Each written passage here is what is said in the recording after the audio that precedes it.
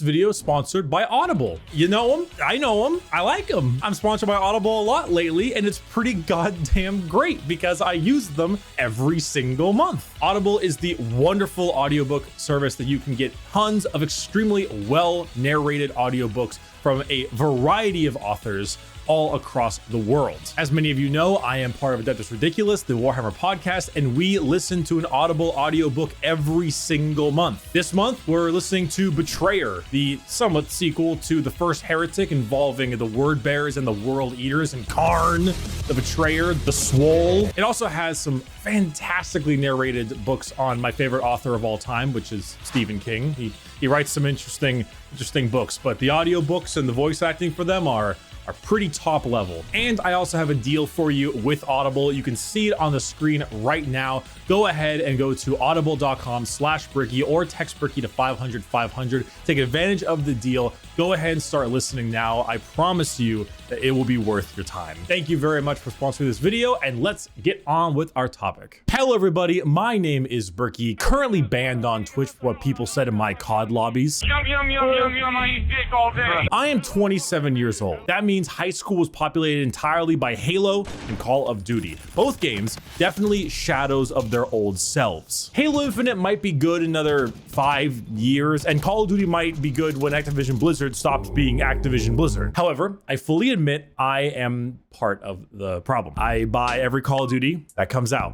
Every single one. I hate myself for it a little bit, but there's an itch that doesn't get scratched with other games. There are better shooters out there. There are games that don't try to scrounge every last penny from me. Games made by companies that deserve my money more than this abomination of a company, but it's an itch only scratched by COD. Formula of progression and gameplay that I just can't seem to get anywhere else. Despite this, ironically, one of the most common complaints back in the day was that every game was the same, COD that is. Which at the time, you know, gameplay formula, the actual playing of Call of Duty, yeah, I totally get that, but the games have actually gone through a pretty substantial amount of changes throughout their lifetime. I mean, let's take a look at something like COD 4 to Modern Warfare 2. The games feel so bare bones nowadays, but at the time, the changes were enormous. Modern Warfare 2 added a ton of new guns, launcher secondaries as a class, machine pistols, shotgun secondaries, riot shield, new attachments across the board, new skins across the board,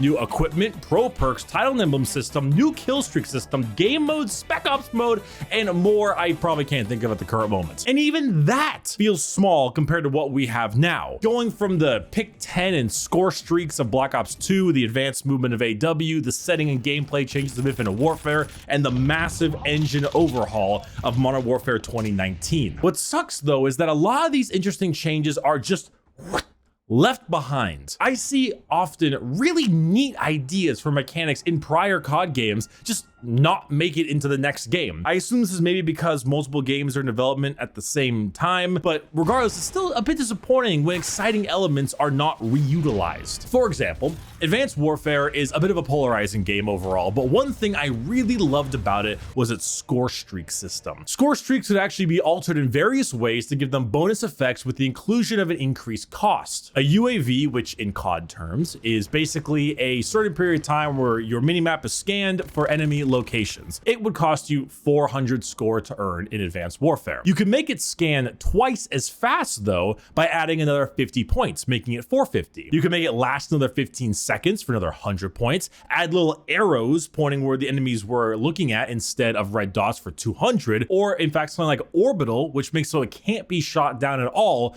for 300. One of my go-to choices, one of my favorite score streaks in Call of Duty was the XS1 Goliath suit. It cost 775 points, and it was this big chunky fuck off suit of armor with a heavy machine gun. However, slap a trophy system on that thing for 50 more points. Slap an underbarrel rocket launcher for 100, or shoulder mounted homing rockets for another 100. It was a really awesome system. It allowed you to have customization going so far as to the rewards you can earn, and gave you a risk reward factor to it. You want to supercharge your shit? Well, you better pay the price to do so. They had some similar things in Infinite Warfare, but it was mainly just variations of a score streak as opposed to actual upgrades to said score streak. However, we are not talking about the movement-based CODs today. We are talking about COD Ghosts, and one of its best systems that I think never ever came back due to that game's reception. See, when it comes to CODs, they follow this little cycle. The game comes out, opinions are generally negative unless it's very good. Time goes on, the next game comes out, opinions shift,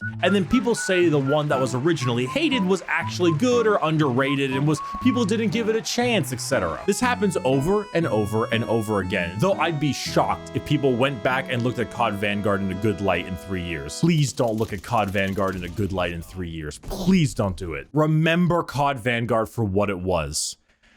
Ass! Now, COD Ghosts has had that treatment. It was hated at launch, but now it is deemed underrated. I reject that opinion.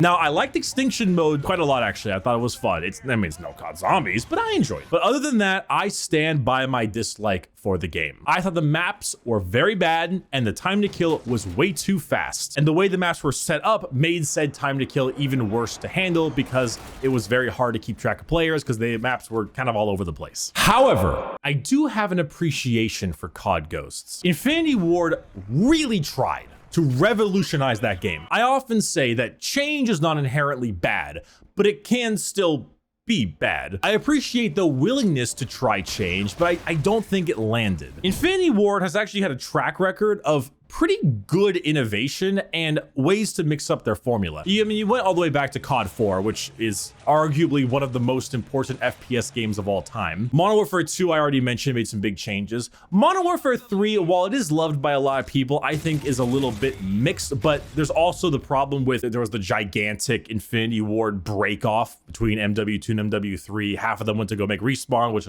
made Titanfall. There was that, read about that, it's a giant lawsuit, the whole thing. But after MW3, you had COD Ghost, like I mentioned, and then after that you had Infinite Warfare, which I stand by as always liking that one, you sons of bitches. And then you had Modern Warfare 2019. So each of their games have had a pretty intriguing innovation despite the reception that people gave them. COD Ghost added and changed a lot. It's a very different looking COD compared to a lot of the other ones, and it had a ton of different factors that were thrown into it. However, the number one thing that they changed, despite all the changes that did or did not land that I was about or whatever, the one thing was the perk system. A fantastic fucking system that has not been reutilized in any COD game following it, and it is sorely missed. I came upon this idea going through, funny enough, the Gene Stealer Cult Codex in Warhammer, and I will make this brief for those of you who have spoken to a woman. In a 40k codex, you pick sub-factions that give benefits to your army. These are generally based on actual lore. The White Scars Marine chapter like to go fast, they get rules that make them go fast. Salamanders like fire, they get rules that help them with fire. Simple stuff. However, you can often build your own custom sub-faction. Now, normally this is just combining like 2 small traits into one,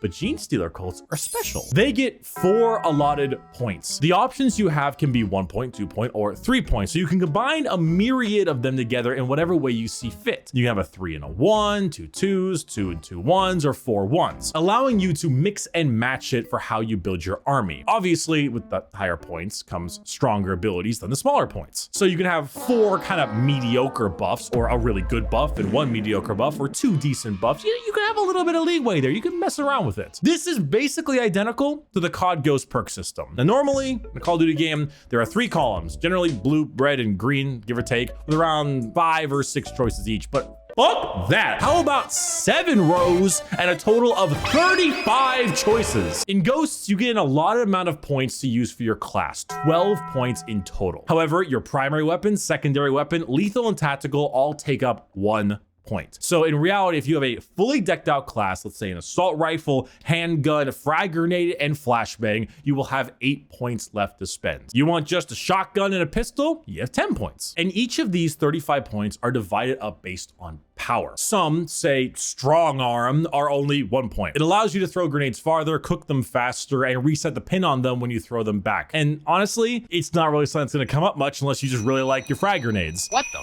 fuck? Quick draw, however, increases the speed you aim down sights. Now, any FPS player in general knows that ADS speed is massive when it comes to winning gunfights. So naturally, quick draw is a massive 3 points. The infamous danger close that crushed Modern Warfare increases explosive damage. They realized it was infamous, which is why it's a whopping 4 points. How you mix and match each of your perk loadouts adds a ton of flexibility and character customization, but it also does a ton for the game balance as a whole. In previous COD games, some perks and categories were just flat out better than others. Stopping power, for example. Unless you were running Danger Close in Modern Warfare 2, you wouldn't be caught dead without stopping power. Black Ops 1, Ghost in the blue slot. It doesn't give me much flexibility when there are clearly superior options compared to others, and I only swap if I'm bored or I'm trying to roleplay as a fancy class. Not to mention, a lot of the perks had multiple abilities combined into one, and now it lets them be separated based on power. In something like COD 4, they were all just spread eagle on the table, making the power discrepancies really bad. They were consolidated later on into pro perks, basically combining 2 into 1, but causing the aforementioned balancing issue. Now they're back in the original state, spread eagle, but allowing you to take as many as you want with varying costs. It also makes balancing it a hell of a lot easier. If one perk is way too strong for a 1 cost, make it a 2. Is the 4-1-2 weak? Make it a 3. Is it still causing you issues? Well then shit, now you can change the values of the perk itself. You have more dials to adjust, making that sweet spot that much easier to find. I don't know anyone who wouldn't want more options for balance. It also gave room to some really fun perk ideas. Gambler, for example, is in the elite section on the bottom. It's only 1 point, but it gives you a random perk every single time. Not very reliable, but that one random perk can be of any cost. And considering there are a lot more perks that are not 1 cost compared to the 1 cost of Gambler, it's often pretty good. There's a weird one too in awareness that I really like. It's called Wiretap for 3 points. It allows you to gain the benefits of both yours and enemy SATCOMs, which for this game is basically UAV. In COD Ghost, they removed the UAV system and they added SATCOMs. Basically, they're placeable UAVs on the ground, but the benefits of them stack. With just 1, you can see people on the mini map that your opponents can also see visually. 2, it turns into a regular UAV.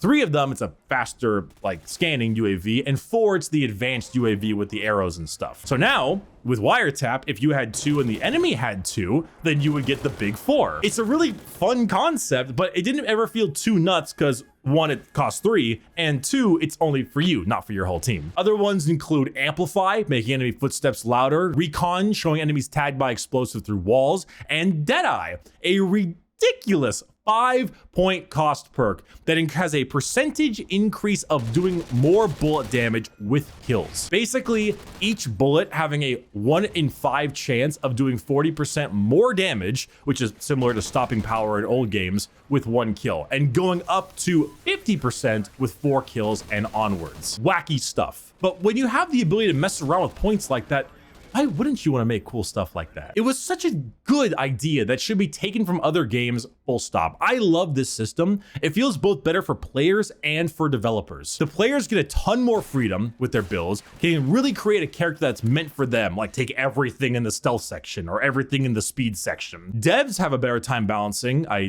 think, because they have more options to tweak. The game will feel a bit more balanced because there aren't any super obvious outliers now that you have so many more options, and you get the freedom to make more fun stuff. And everyone likes more wild and fun stuff. This and the score streak upgrading system from Advanced Warfare, I desperately want to come back to modern COD games after said modern COD games end up not being piles of shit. Minus MW 2019, of course. God, I hope the Modern Warfare 2 reboot is as good as the 2019 one. God damn it, I hope it is. Because Jesus Christ, COD Vanguard and Cold War and World War II. I really feel as if this system didn't get implemented due to COD Ghost reception at the time. Even though I'm still not an enormous fan of the game overall, I tend to blame a lot of that on the maps and the time to kill. Strangely enough, I was playing it again and I still kind of stuck by my opinion for it, but I felt nostalgic. I felt nostalgic for a game I didn't really like. Maybe it's because the new ones are just so poor, I don't know, but it was weird. Overall though, a lot of the changes they made to the game I thought were for the better, but they just weren't all properly implemented, or it just didn't end up flowing well properly. I know it's too late to hope for something like this in the Modern Warfare 2 reboot or whatever, because it's so close to being done, but I do hope that somewhere down the line, Activision Blizzard, the physical incarnation of Satan, will realize that poor reception does not equal bad ideas. It means bad implementation of ideas, or straight up other problems that don't have to do with those ideas. But asking Activision Blizzard to change their ways has proven to be a really, really poor hope. So I guess I'll keep hoping then. And I hope that you've enjoyed our little discussion. This was the last of these little mini videos for August, and the next video we're gonna have is gonna be a big one coming in September. So prepare yourself for that. It's gonna be fun. And I'll answer some of your questions right now. Thank you again to all of my patrons for working with me this. If I sound a little bit echoey, even after some post editing, it's because I'm in my closet. I'm trying to hang up soundproofing and stuff, and I'm eventually gonna paint this wall bright green, but we're not quite there yet, so we're getting there. I got just one question, but it's a pretty good one. It says, since you're someone who likes to piss people off with your opinions, well, now I don't like to piss people off with my opinions. I like to stand firm on my opinions, and then it pisses people off. What are your personal picks for a game you love but everyone else hates, and a game you hate but everyone else loves? I don't like Skyrim.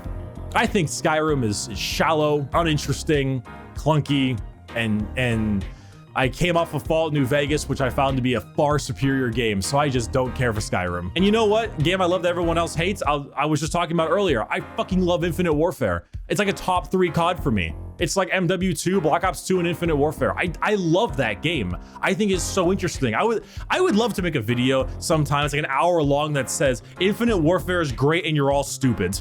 I'd be so happy for that. All right, I'll see you in September. Thanks everyone so much again for all your support. It's like a sauna in here. Get me out of this room. Come on.